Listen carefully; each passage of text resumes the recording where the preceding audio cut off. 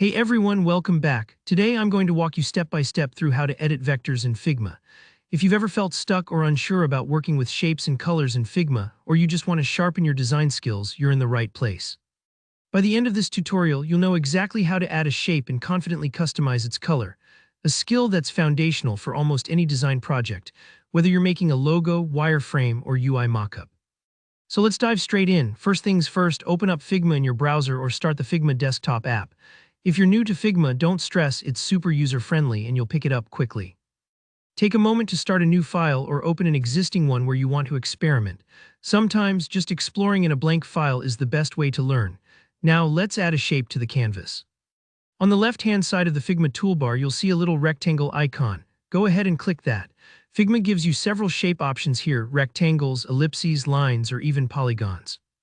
For today, let's just grab the rectangle to keep things straightforward. Click on the rectangle tool, then click and drag anywhere on the canvas to draw your shape. Don't worry too much about the exact size right now. You can always adjust it later. This step is like building the foundation of a house. You can get fancy later, but you need a solid base to start with. Once you've got your shape, it's time to personalize it with some color. With your shape selected, look over to the right side of Figma in the Properties panel. Here you'll see an area labeled Fill. This is where you control what color, or even gradients and images, fill your vector shapes in Figma. Right now there might be a default color there, but let's learn how to pick exactly what you want. Next to Fill, you'll see a small plus sign. Click that. What this does is add a new fill to your shape, allowing you to set or layer colors as you wish. This little plus might not look like much, but it's a powerful feature.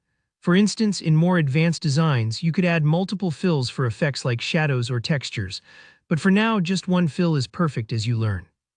A color picker window will open. Here you can get creative. You can choose from preset swatches, adjust the sliders to create a custom color, or even enter a specific hex code if you have something in mind, maybe for brand consistency or just to match your style. Take a moment to play around. Don't worry if you're indecisive, you can always change the color later. I often try a few different options before I settle on the right one. Think of this like picking paint for a room. Sometimes it takes a minute to get it just right. Once you've picked your color, simply close the color picker. You'll see your shape immediately update with your selection. That's it. You've now added a shape and edited its color directly in Figma. As simple as it seems, this core skill will unlock so many more creative possibilities as you continue designing. If you hit any snags, remember, not everything needs to be perfect the first time. Practice makes progress.